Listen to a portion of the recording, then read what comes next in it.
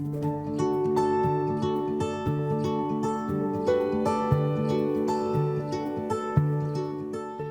everyone, I'm Joe Mayers. This is the Think Forever Storytelling Podcast. This is the conclusion of our story about fatherhood. So if you're just joining us, welcome. So glad you're here. Please go listen to part 1 first because there will be some spoilers ahead. So please enjoy Abba, part 2.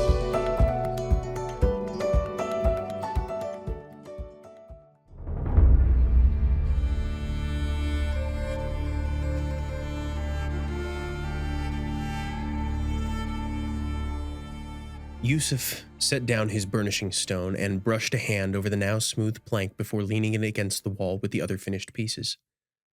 7 down, 3 to go. He flexed and stretched his fingers as he looked to the sky. The sun was directly overhead. He would be done early today. Maybe he could take Yeshua down to the river once he and Mary got home from the well. He rolled his shoulders and head in slow circles to ease his cramped muscles, and something caught his attention. The shutter of a single window on the second story of the inn was open. Those shutters were always closed, especially in the middle of the day when any tenants would be out, and Hotep said he didn't know of any strangers in town. Yusuf squinted toward the window, but the sun was too high to illuminate the room within. There was a flash of motion, and Yusuf got the impression of a loosely sleeved arm reaching out to quickly snap the window shut. He shot to his feet and ran around the workbench into the street, nearly colliding with a man leading a donkey. "Whoa!" the man exclaimed, sidestepping a wild-eyed Yusuf. "Oh, sorry, Yusuf stuttered. He backpedaled and bumped into his table. The donkey brayed impatiently, and its owner led it away, mumbling something about careless foreigners. Yusuf paid him no mind. He leaned back against his workbench, but kept his focus trained on the high window, looking for any sign of someone within. How long he stared, Yusuf couldn't tell, but he remained there until he heard a little voice calling from his right. "Abba." Mary approached, carrying a full skin of water in each arm, and Yeshua strapped to her back with an intricately tied length of cloth.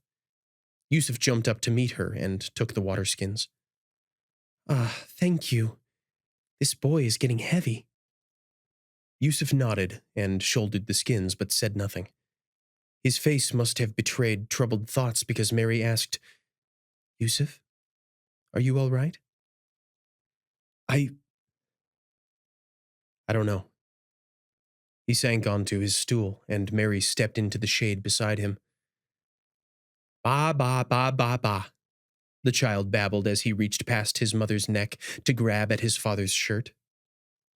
Mary loosened the knot in the cloth around her waist and unwove the makeshift carrier, then slid Yeshua around to hand him to Yusuf. Yusuf took him in his arms, and the boy snatched the collar of his shirt with a satisfied hum. His prize now in hand, Yeshua sat still in his father's lap. Yusuf looked at him, and tears welled up, unexpected. Here sat a perfect, miraculous baby boy who called him Abba. But he wasn't. Not really. Yes, he loved Yeshua as his own flesh and blood, but his true father was in heaven. His true father made heaven. How was he to provide for, teach, raise, protect the Son of God?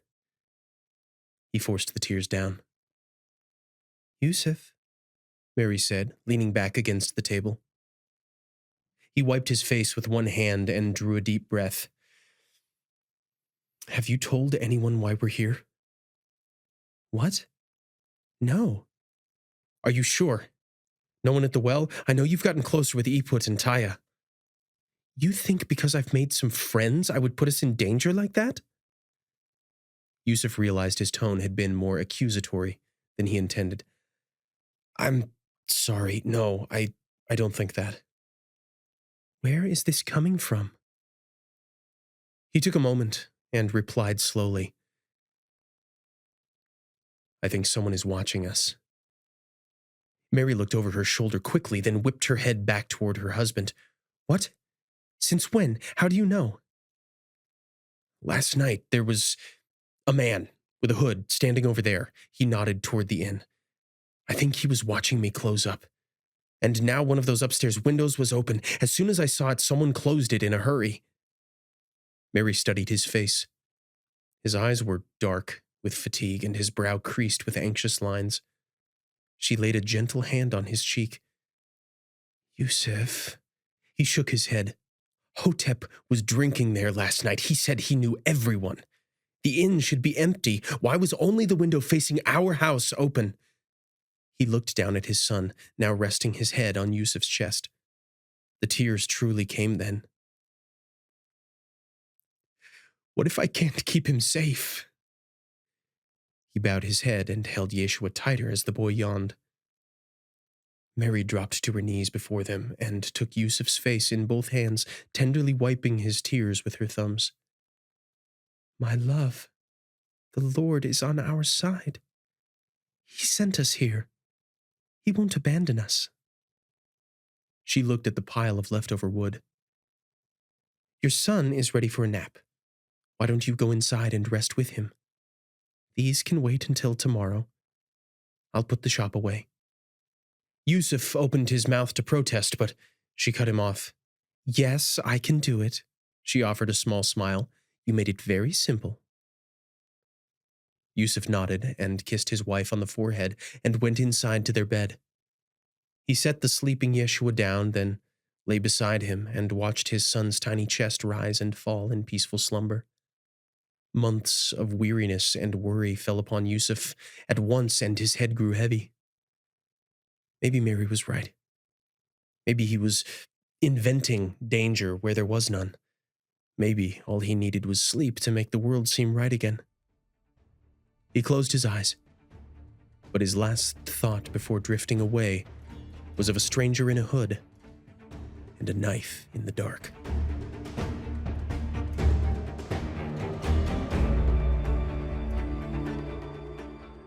The door shook. Yusuf was sitting upright in bed before his mind had even worked out it was conscious. The room was dark. Mary and Yeshua were asleep beside him. His workbench and tools were stored inside. How long had he slept?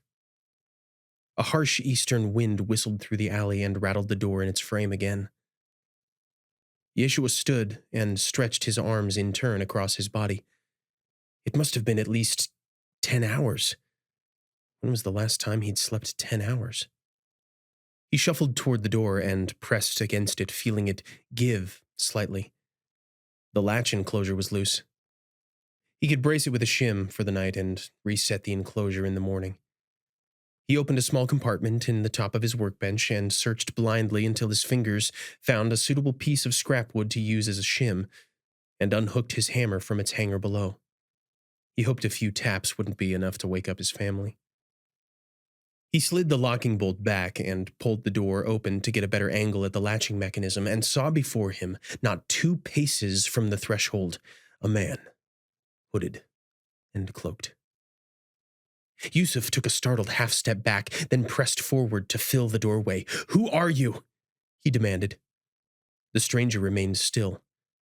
The sky was moonless, but his eyes shone with silver light as they stared at Yusuf unblinking. "Why are you watching me?" He was near yelling now. "The child," the stranger began. His voice seemed to be coming from the very sky. "Do not speak of my son!" "Where is the child?" The stranger stepped forward, and Yusuf realized his own arm was raised, his hand clutching the broad carpenter's hammer. He heard a guttural scream pour out of himself as he brought the hammer down toward the stranger's head. With unnatural speed, the stranger caught Yusuf's wrist in a grip like ice and fire, and the hammer turned to ash and crumbled away. The silver light in the stranger's eyes enveloped the whole of his otherworldly being. His dark cloak became a robe of white, and his body shone so brightly Yusuf could barely look upon him. He released his grip on Yusuf's wrist. Yusuf's arm fell numb to his side, and he dropped to his knees before an angel of the Lord. "Get up. Take the child and his mother and go to the land of Israel, because those who intended to kill the child are dead." There was a blinding flash. The ground quaked. Yusuf shielded his face with his one good arm, and everything went black.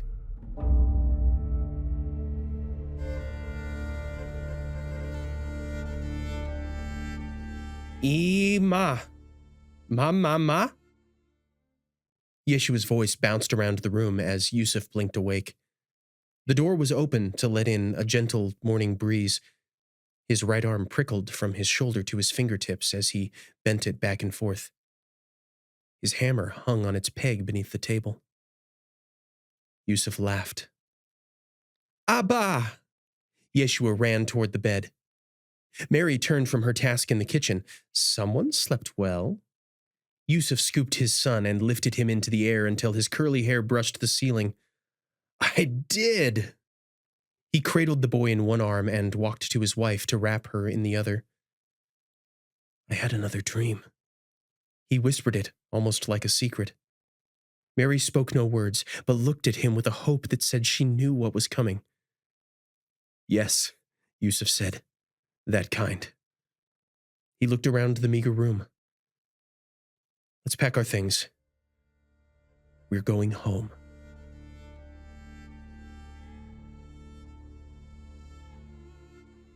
Late afternoon sun sprayed sharp golden beams through the west window across Yusuf's workbench. His shop, a purpose-built structure attached to his family's home, was larger than the entire room they had occupied in Egypt. His tools were arrayed on hooks and shelves of various size along the solid north wall. There were separate areas for cutting and joining and layered racks for material storage.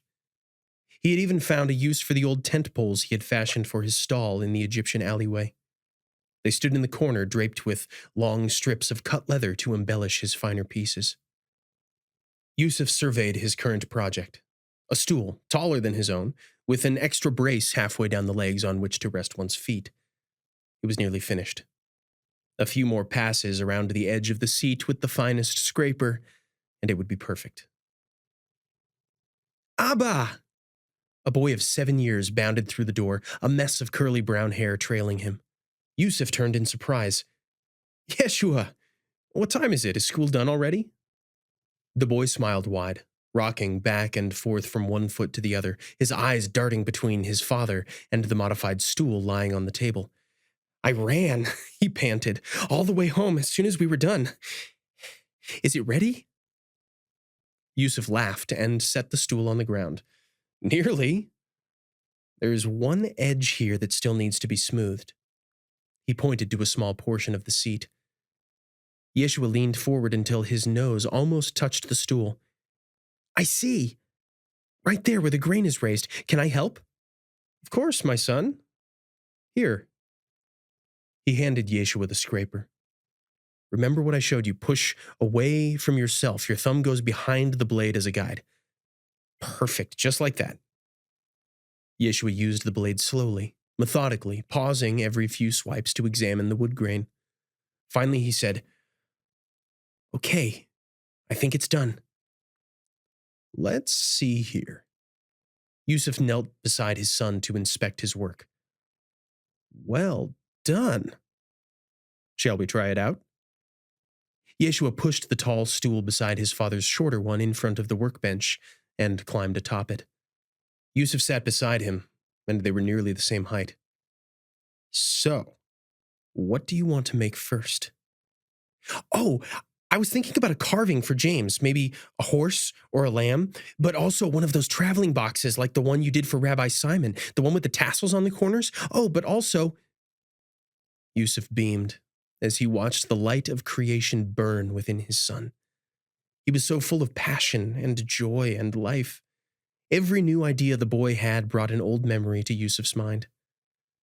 A manger, shepherds and kings, exile, dreams both beautiful and terrifying. And now, it seemed, before his eyes, this miraculous boy showed a bit of the man he was to become. What do you think, Abba? Yeshua asked. I think, Yusuf said, reaching for a small block of olive wood, your brother would like a horse best. Maybe a lamb for your sister. Yeshua took the block and turned it over in his hands. He smiled.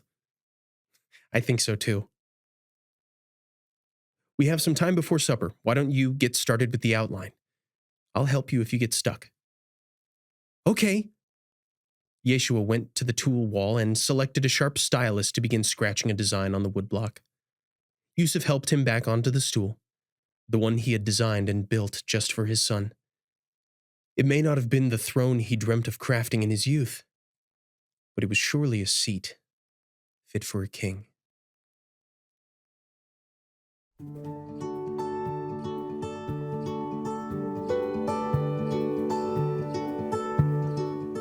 Thank you for watching or listening to this episode of the Think Forever Storytelling Podcast. We would love to hear from you. So leave us a comment here or find us on socials at Go Think Forever.